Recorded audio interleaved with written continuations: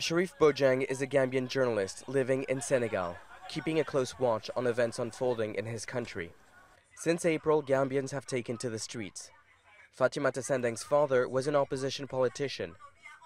He was taken in custody and allegedly killed after he called for electoral reforms. There are others like him.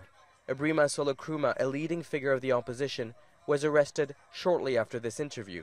He too is now believed to have died in police custody.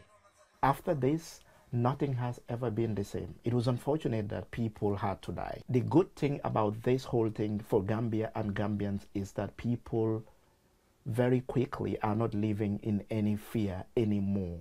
President Yayah Jammeh says the protests are illegal, describing the opposition as opportunistic and supported by the West. He's been in power for the past 23 years and is running for re-election in December. The opposition believes the vote will be rigged and fear more will be arrested or killed in the run-up to the vote. SANDENG left Gambia last week after receiving death threats, adding to the growing number of Gambians escaping from their own country. What we need is not this kind of government. What we need is not this kind of situation in place, and it's really doing us bad, and unless and until it changes, I don't see a very good future for the Gambia.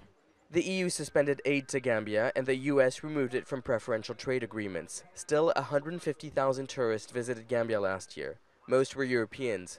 The opposition say little is done to apply pressure on the Gambian leader. The world is not closing their eyes. Gambians have been very brave and are using new technologies like WhatsApp, Facebook to kind of share information, photos, videos about what is happening in Gambia. Human rights organizations believe at least 30 members of the opposition are currently being detained. Dissidents and others here are using social media to try to put pressure on President Yayah Jammeh. They're hoping to bring an end to arbitrary detention and focus the world's attention on Gambia. And so, Sharif Bojang and FATOUMATA SANDENG are joining forces. They believe there cannot be a credible election in December. Kruma and her father's death are too many, and they will continue to fight no matter where they are until the opposition is free. Nicolas, Haque, Al Jazeera, Dakar.